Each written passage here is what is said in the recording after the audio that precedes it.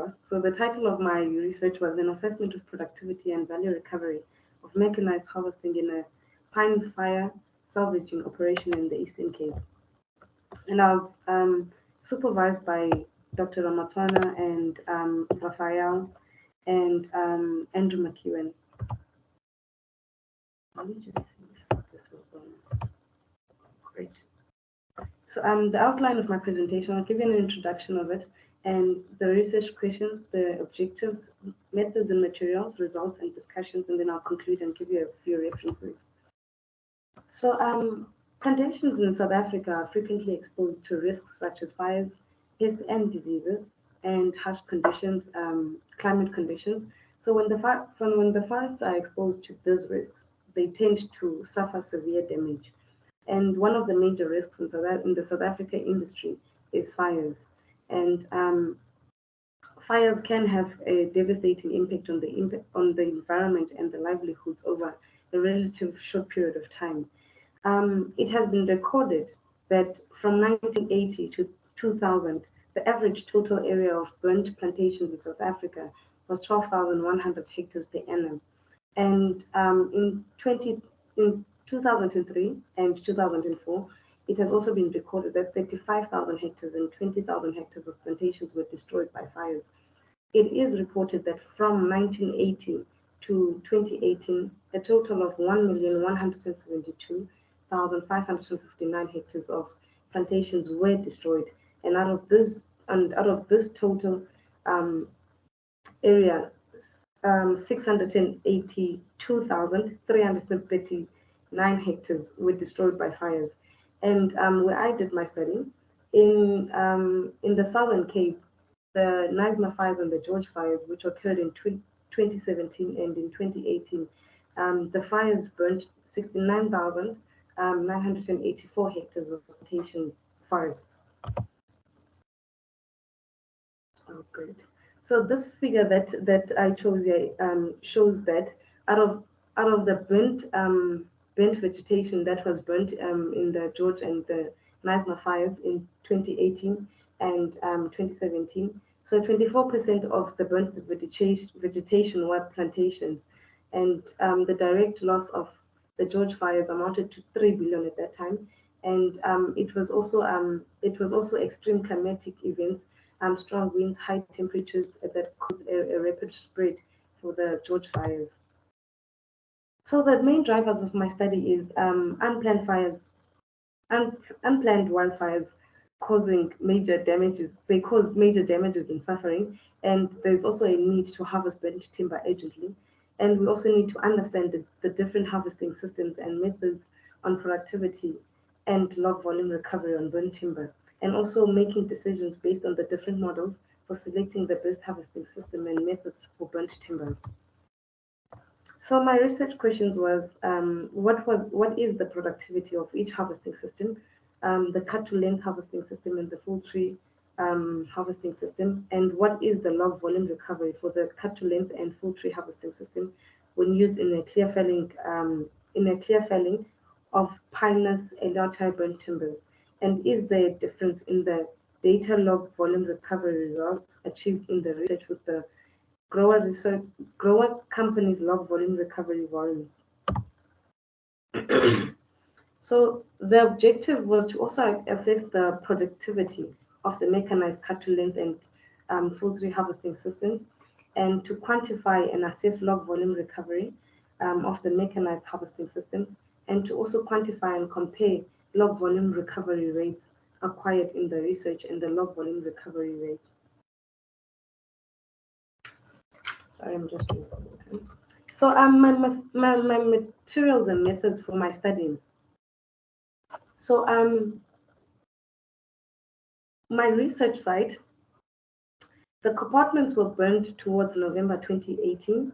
The burnt areas are represented in red on the map of the Southern Cape, and the sites were chosen based on the damage severity rating and the site conditions, from a gentle to level slope, and they relatively have the same species, which is Pinus eleutheri, and the field work was carried out in July 2019 and September 2019.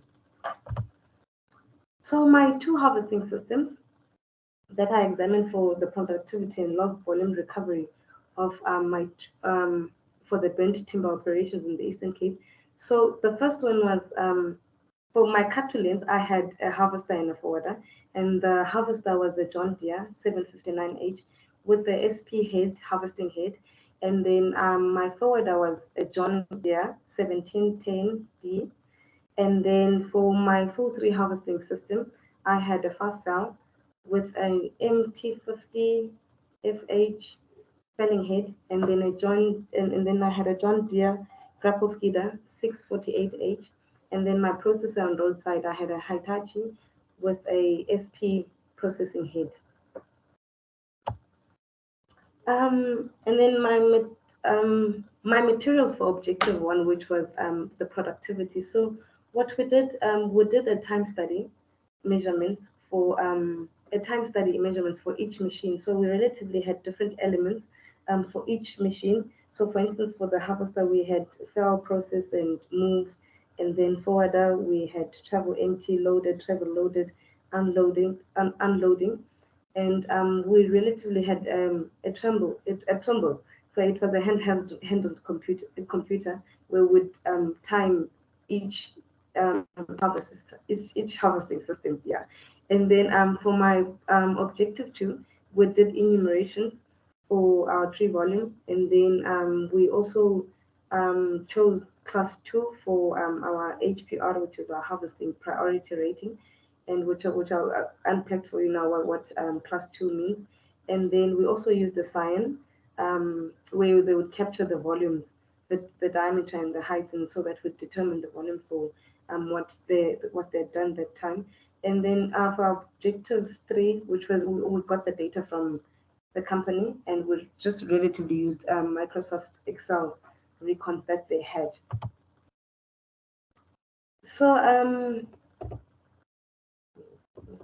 okay. So the harvesting priority tool, it just relatively means that the needles were scorched. There was no live crown, or there was very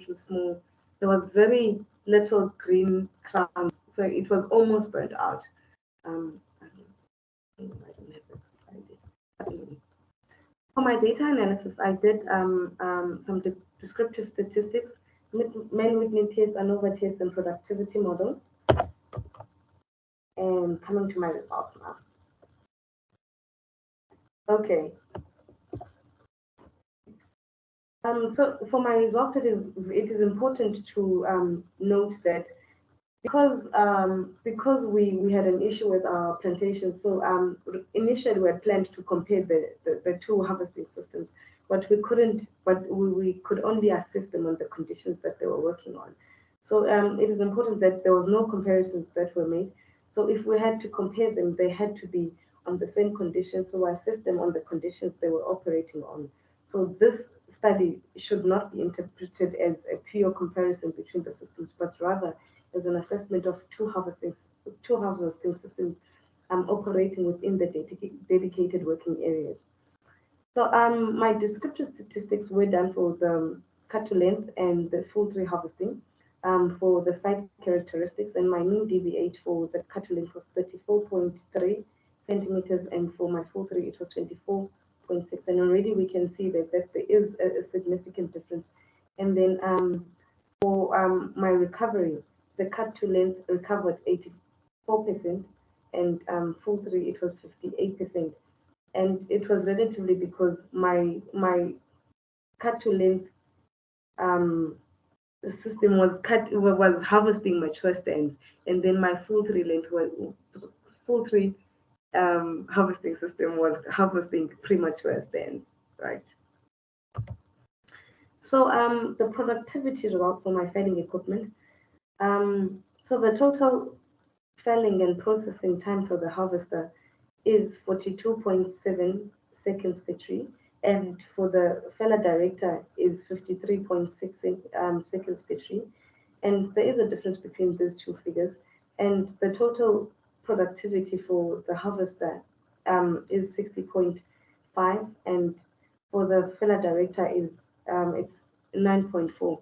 So one thing that we also did here is because the fast fell could just fell, we had to incorporate the felling and the processing of if you remember I mentioned that we had a processor on roadside. So to make them equivalent a bit, to see the felling and processing of each, then we had to incorporate the felling for the fast fell and the processor. I don't know if that makes sense, but if anyone has a question there, they can just ask. Then I can re-explain. So the productivity for my extraction. So we had a grapple skidder and a forwarder, and my descriptive statistics demonstrated that the my extraction distance for both harvesting methods were relatively short, and the mean extraction distance was much shorter for the grapple skidder and for the forward and then for the forwarder it was 105.7 meters, and the average loads for the skidder were 5.1 loads per plot, and the forwarder 3.3 loads per plot. So yeah. Okay. So furthermore, the average volume extracted for the skidder was 1.5 cubic meters per load, and the forwarder was 16.9 cubic meters per load. Yeah. And then we further went and did some productivity models. So the log length specifications for the harvesting for the harvester was 2.7 meters, 3 meters, 4.2 meters, 6 meters, and 6.6 for the harvester. So with a regression equation, and it was used to estimate the productivity for the harvester when felling and processing bent timber. And the productivity data was plotted was plotted for a mean of 0.3 cubic meters to a maximum of 1.6 cubic meters. Um, the productivity versus tree volume prediction graph indicates that as the tree volume increases, the productivity also increases. And then my productivity model for my fellow director. So again, we did a multiple regression that was also predicting productivity for the fellow director, and um, the graph also checked the relationship between the tree volume and productivity. And again, here we can also see that as the tree volume increases, the more the productivity. And then we did a productivity model for the forwarder and grapple skidder. And the graph shows the relationship between an extraction distance and the productivity of the forwarder and the grapple skidder. And the productivity, the graph indicates that the productivity of the grapple skidder drops quickly with the distance due to its relative small load size. And when the distance exceeds 75 meters for um, 75 meters for the forwarder, it decreases, right? Yeah. And then we also further went and did a productivity model for the forwarder per log assortment. So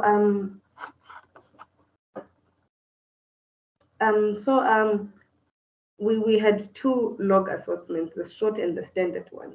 So what the short one means is the logs were 2.7. So the forwarder was loading 2.7 meters, and then the standard one it was 3 meters and 6 meters.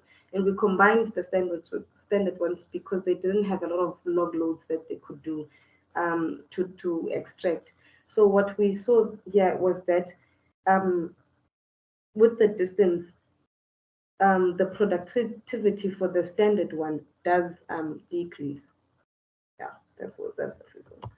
And then for my recovery, so the mean planned volumes for the cattle length and the poultry was 66.3 cubic meters and 13.2 cubic meters per plot. And the mean percentage, the mean percentage recovery for The mean percentage recovery for the cut to length was 86.7%, and for the full tree was 57.9%. And there you can also see that there is quite a significant difference between the log volume recovery.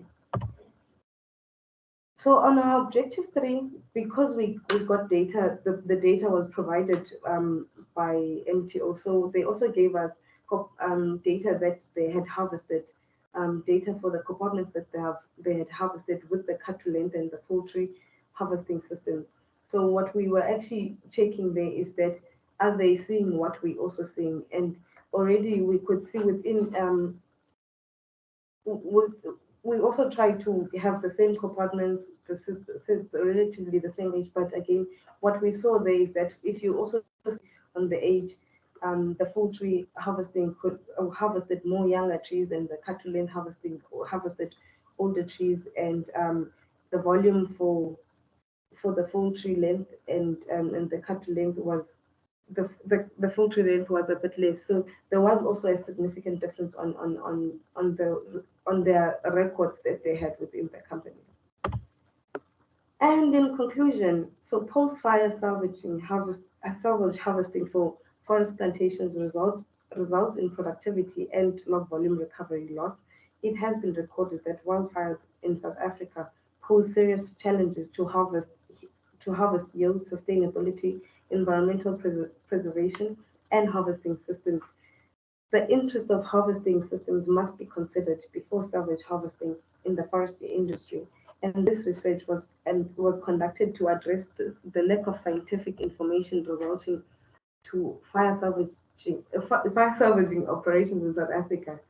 And the gap was focused on productivity and log volume recovery for Pinus LHI species. And yeah, those are my references. That's why I forward this one. And I'd like to also thank the Nelson Mandela University and MTO, the grower company that I was doing my research on, and the contractor that I was working with, and of course my supervisors for the support and the guidance.